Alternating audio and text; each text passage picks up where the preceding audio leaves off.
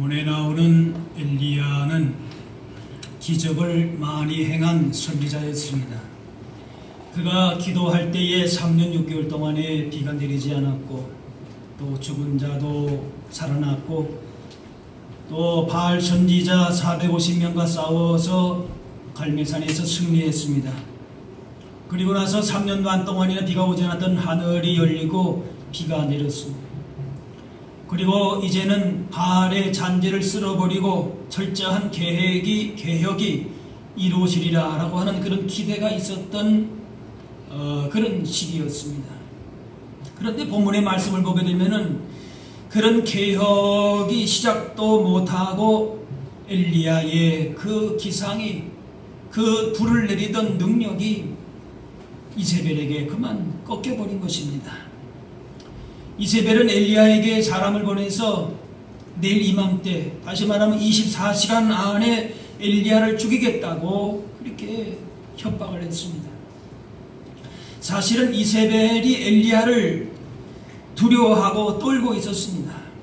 모든 백성이 엘리야의 편에 서 있었습니다. 이세벨의 몰락은 이제 시간 문제일 뿐입니다. 그리고 엘리야도 아마 대대적인 이스라엘의 개혁을 준비하고 있었을 것입니다.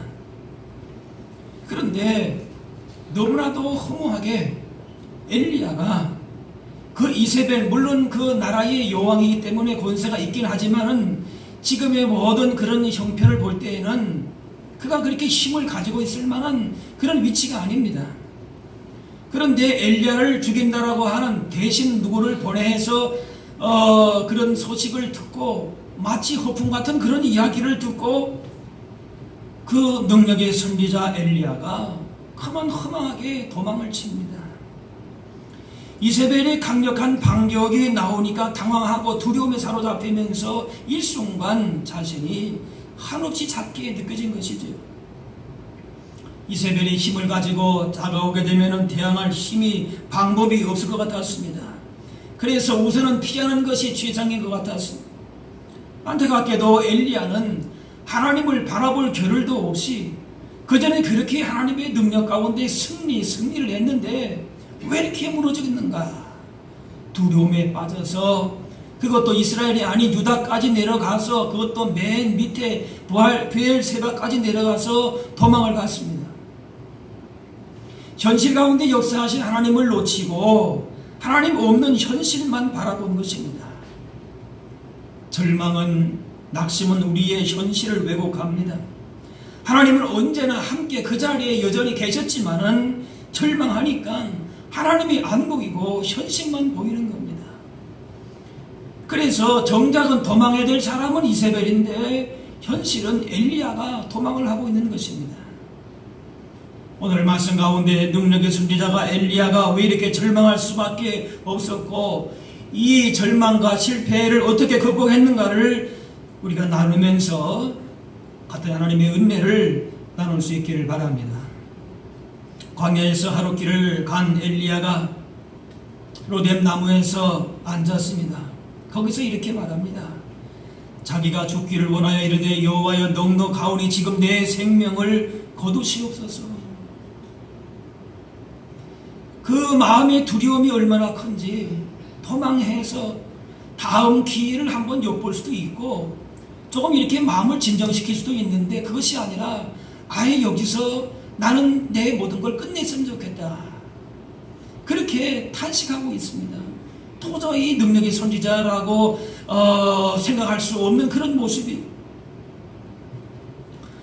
엘리야가 시간을 갖고 차분히 생각할 수 있었다면 이렇게 무기력하게 도망하지도 않았을 것이고 이런 얘기도 하지 않았을 것이. 그런데 그냥 24시간 내에 너 죽을 거다, 너 죽일 거다, 그렇게 협박을 하니까 엄청난 압박과 스트레스를 받은 것이니, 그러면서 평안이 무너지게 되면서 불안과 두려움이 일순간에 그에게 불어닥친 겁니다.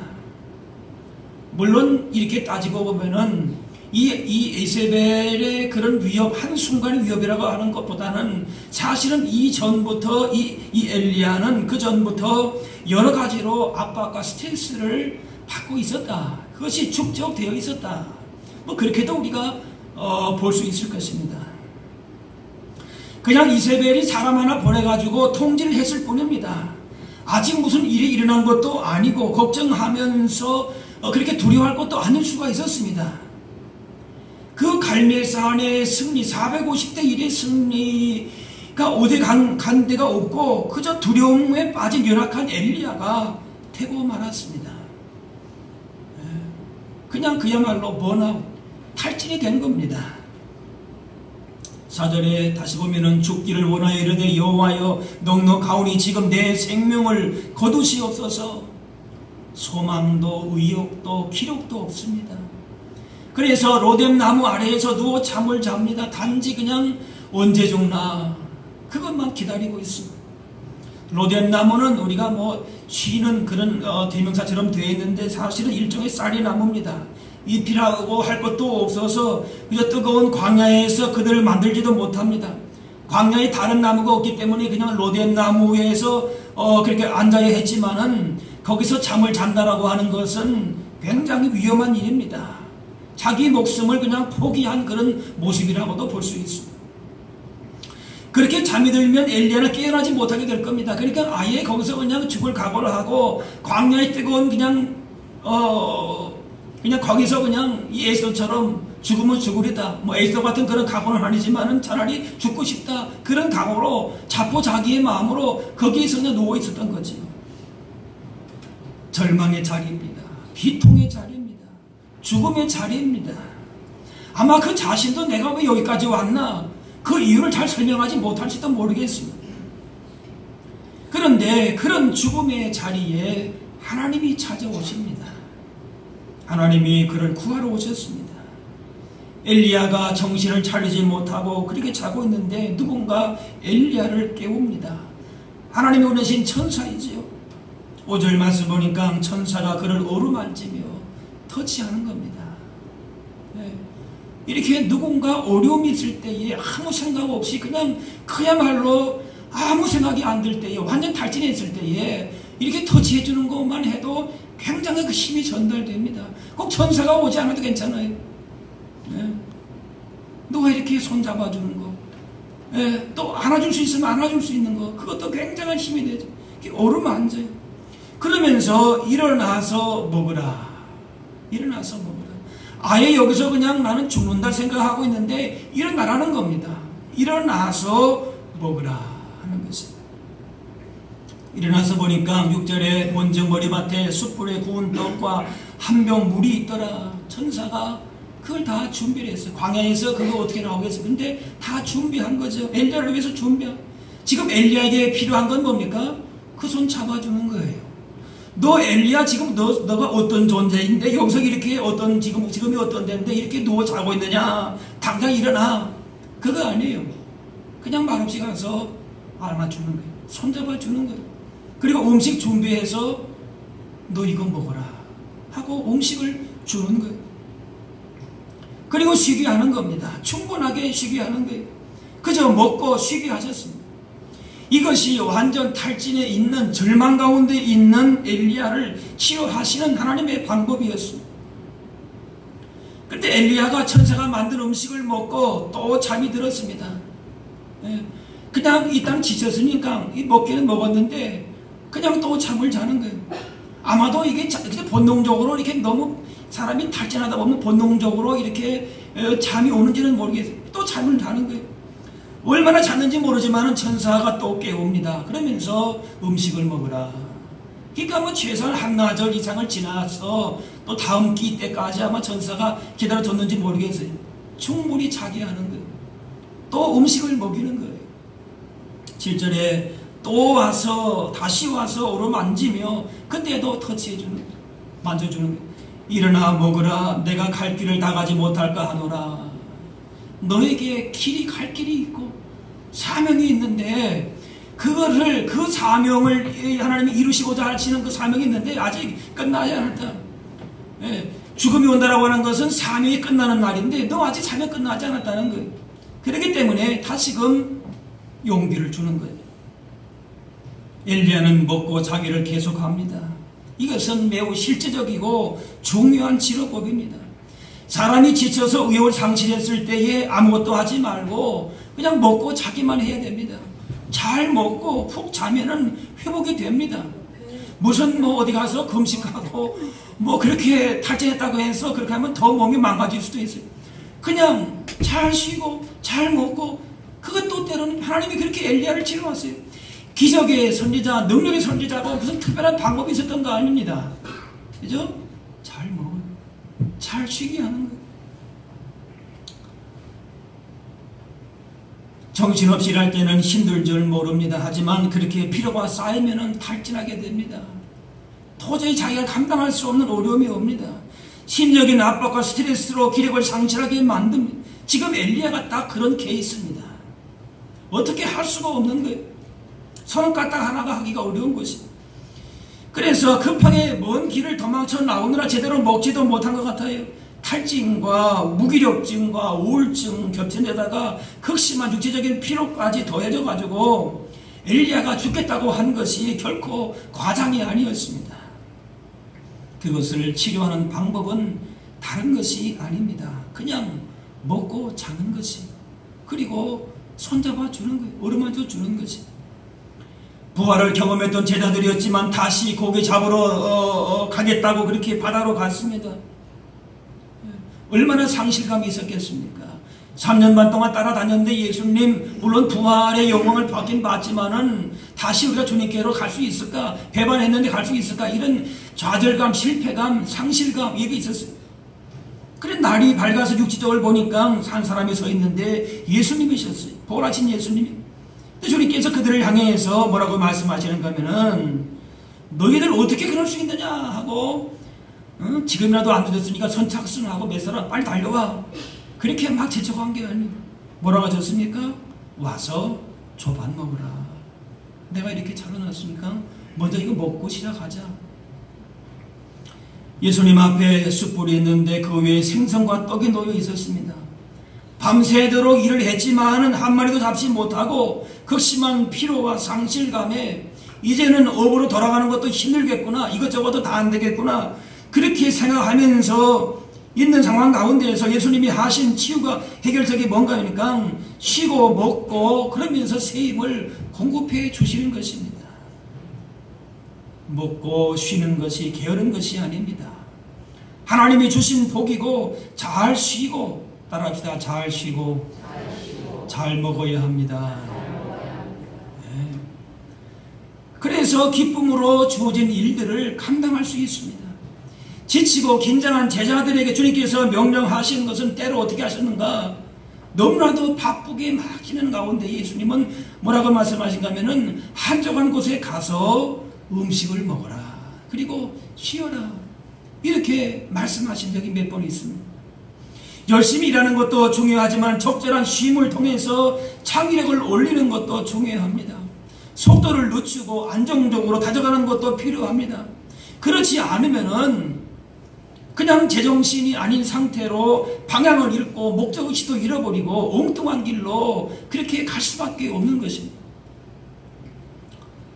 아무리 하나님께서 명하신 일이라 할지라도 많은 일은 사람을 지치게 합니다. 바로 엘리야가 그런 케이스가 아닐까 생각이 듭니다. 엘리야도 그 앞에서 많은 승리가 있었어요. 많은 업적이 있었습니다. 그 일에 아마도 인간적으로 지쳤을 것입니다. 워커홀릭이라고 하는 말이 있죠. 일 중독자. 일에 너무 빠진 사람은 일이 없으면 불안해합니다. 그런데 우리의 몸은 기계가 아닙니다. 쉬지 않고 돌리면 망가지게 되어 있습니다. 몸을 혹사시키는 사람은 병이 나게 되어 있습니다. 병이 나야 됩니다. 그래야 쉬지. 하나님도 쉬셨어요. 출애굽기 말씀 보면은 나 여호와가 여수의 동안에 천지를 창조하고 일곱째 날에 일을 마치고 쉬었음이니라. 다른 번역에 보게 되면은 나 주가 여수의 동안에 하늘과 땅을 만들고 일의 날에는 쉬면서 숨을 돌렸기 때문이다. 편의점 있죠. 쉬면서 뭐예요? 숨을 돌렸다. 영어로 보면 리프레시 했다는 말이에요. 리프레시. 쉬면서 다시 신선한 것을 공급받았다라고 하는 거예요. 계속 그 상태에 머물러 있으면은 신선한 공기를 받을 수 없어요. 리프레시가 될 수가 없다는 거예요. 그래서 쉬어야 전에 번역에 보면은 평안해지더라 그래요. 평안하고 리프레시 되고 신선한 것을 받을 수 있다는 겁니다. 하나님도 7일째 쉬시면서 이렇게 새 힘을 리프레시 받았는데 인간이 쉬지 않고 일만 하면은 신선한 것을 받지 못해서 약해지고 병에 걸리게 되는 것이, 우리 영혼 또한 쉬면서 신선한 영혼의 호흡을 해야 창조력 있게 새로운 것을 만들 수 있습니다. 쉬는 것이 없으면은 살 수 없는 것이 인간입니다. 하나님의 창조 질서가 그렇습니다. 안식일은 사람을 위해 있는 것이라고 하는 예수님의 말씀이 그런 뜻입니다. 쉬는 것이 회복을 가져옵니다. 리프레시. 쉬면서 다시 신선한 것을 공급받는 것입니다. 그래서 지나친 책임감만 강조하고 책임감을 가지고만 뭔가를 하려고 하는 사람은 언젠가 지치게 되어 있습니다. 그것도 한편으로서는 자기 교만일 수가 있습니다. 우리의 가정도 예수님이시고 교회의 주인도 예수님이시고 역사의 주인도 예수님이십니다. 그렇기 때문에 과도한 책임감을 내려놓고 우리는 주어진 일에 최선을 다하면 되는 것이요, 필요하면 하나님께서 다른 방법으로도 다른 사람을 통하여서 하나님께서는 하나님의 일을 하실 것이기 때문에 내가 이 모든 걸 다 해야 된다라고 하는 과도한 책임감에 쉬지 못하게 될 때에 그 영혼이 피폐해지게 되는 것이, 탈진하게 되는 것이지요. 오히려 과도한 책임감에서 벗어나게 되면 우리는 우리 인생을 보다 진취적으로 모험적으로 기획할 수가 있습니다. 엘리야도 오랜 사역과 긴장이 쌓이다 보니까 쉼이 없이 달려오면서 한꺼번에 폭발한 것이 아닌가, 그렇게 보여집니다. 그래서 지금 하나님께서 천사를 보내서 고장난 엘리야를 고치십니다.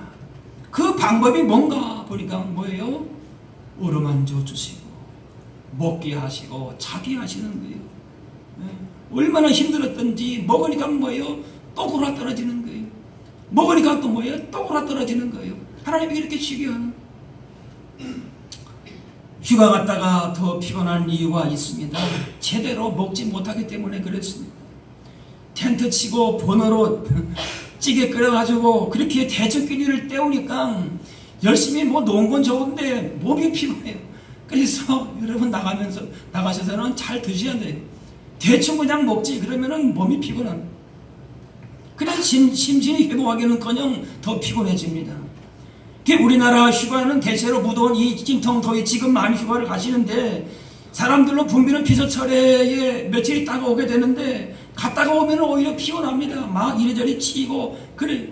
그래서 휴가 갔다가 집에 오면은 집에서 오히려 며칠 쉬어야 될 판입니다. 그게 쉬는 게 아니죠, 어떻게 보면.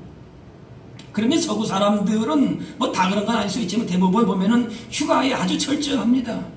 그래서 1년 일하는 목적이 휴가하는 것처럼 그렇게 생각이 될 정도입니다. 그런데 그렇게 살아야 됩니다. 쉬면서 리프레시 되는 거예요. 내 삶의 방향과 목적이 지금 바르게 가고 있는가를 한번 정립하면서 새로운 것을 내가 받아들이면서 창의력 있게 뭔가를 끌고 나가기 위해서는 그런 쉼이 필요한 거예요. 그게 결코 단순히 게을러서 쉬는 것과는 다른 것이지. 자는 엘리야를 깨워서 음식을 먹으라고 하면서 천사가 하는 말이 음식을 먹어야 되는 이유가 갈 길이 멀기 때문이다 라고 하는 것입니다. 충분히 먹지 못하면 먼 길을 가지 못한다. 일어나 먹으라, 내가 갈 길을 다 가지 못할까 하노라.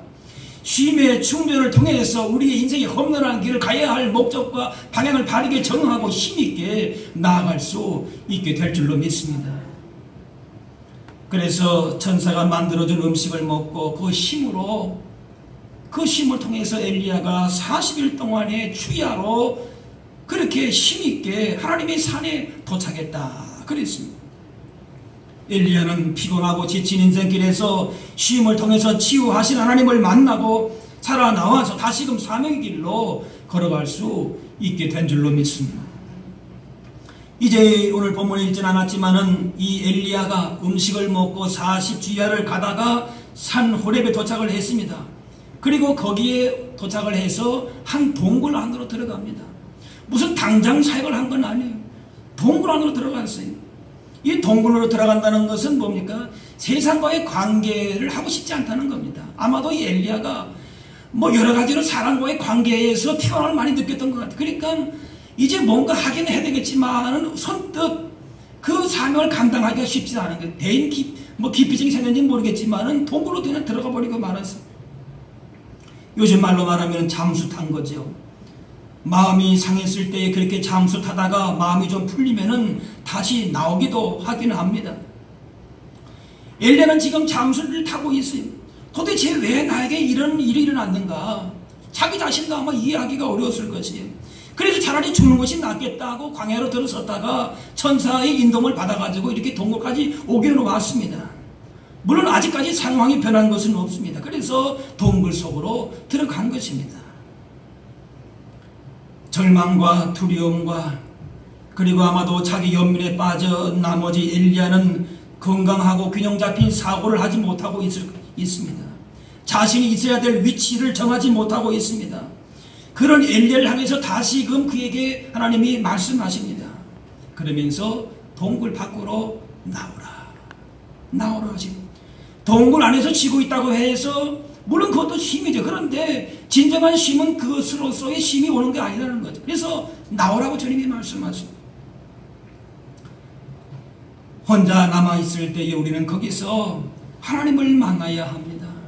아무도 만나주는 사람이 없을 때에 내 마음의 고통과 아픔을 다 아무리 이해해주지 못한다 할지라도, 그러나 그러한 철저한 고독과 광야 같은 동굴 같은 그런 속에서 우리를 만나주시는 분은 하나님이신 줄로 믿습니다. 그런 광야에서 동굴 속에서 우리가 하나님을 만나는 것이 중요합니다. 아무도 만날 사람이 없는 고독 속에서 만날 대상은 하나님뿐입니다. 하나님께서 엘리야 앞을 지나가시는데 크고 강한 바람이 산을 가르고 바위를 부숩니다. 그 다음에 지진이 일어납니다. 그리고 지진이 일어난 다음에 불이 또 있습니다. 그런데 그런 가운데 하나님이 말씀하시는 것이 아니라 그걸 다 지나간 다음에 하나님께서 세미한 음성이 들려왔다. 그렇게 말씀하고 있습니다.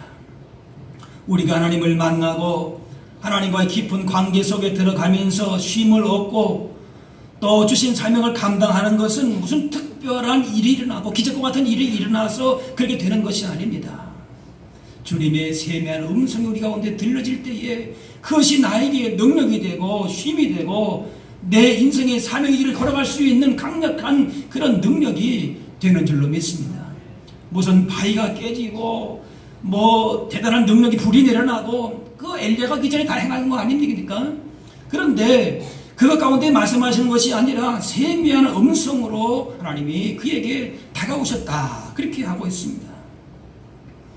이렇게 하나님으로부터 어루만짐을 받고 잘 먹고 잘 쉬고 하나님의 말씀을 듣고 나서 엘리야에게 인생의 새로운 목표가 보이기 시작합니다. 그야말로 엘리야가 리프레시 된 겁니다. 쉼을 통해서 다시 신선한 것을 공급받게 되면서 사명의 길로 다시금 들어서게 된 겁니다.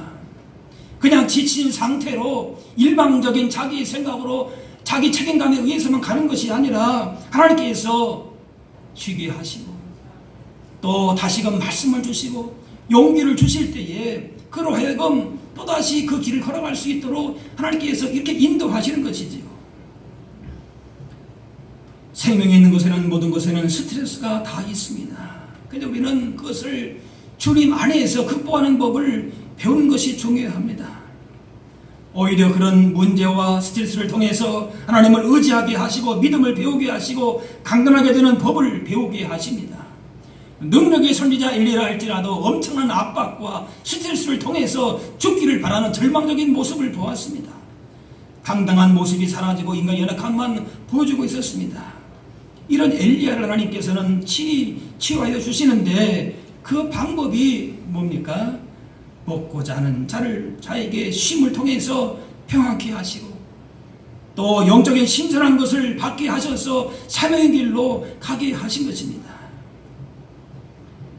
자신에게 맡겨진 사명을 부지런히 충성하면은 그것이 우리에게 또한 영적인 에너지가 되고 몸의 건강이 되고 마음의 평강이 되고 삶의 형통을 누릴 수가 있는 걸 볼 수가 있습니다. 그냥 동굴 안에서만 마지막으로 엘리야가 동굴 안에 머물렀다. 그것이 끝이 아닙니다. 그가 다시금 용기를 얻어서 주신 사명을 감당해서 그의 일을 감당하게 될 때에 진정한 평안과 쉼을 그로 하여금 하나님이 주신 것인 줄로 믿습니다. 그래서 예수님께서 말씀하시는 것은 나의 양식은 나를 보내신 이의 뜻을 행하는 것이다. 그랬어요. 사람이 음식을 먹으면 힘이 되고 힘이 되는 것처럼 예수님은 아버지의 뜻을 행하는 것이 힘이 되고 힘이 된다는 그런 의미입니다.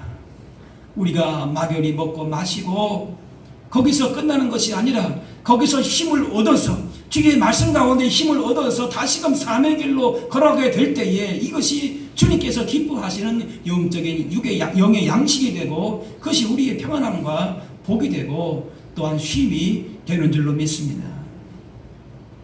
수고하고 무거운 짐진 자들아 다 내게로 오라 내가 너희를 쉬게 하리라 주님 말씀하십니다. 또 시편에 그가 나를 푸른 풀밭에 누이시고 쉴만한 물가로 인도하시는도다 말씀하십니다.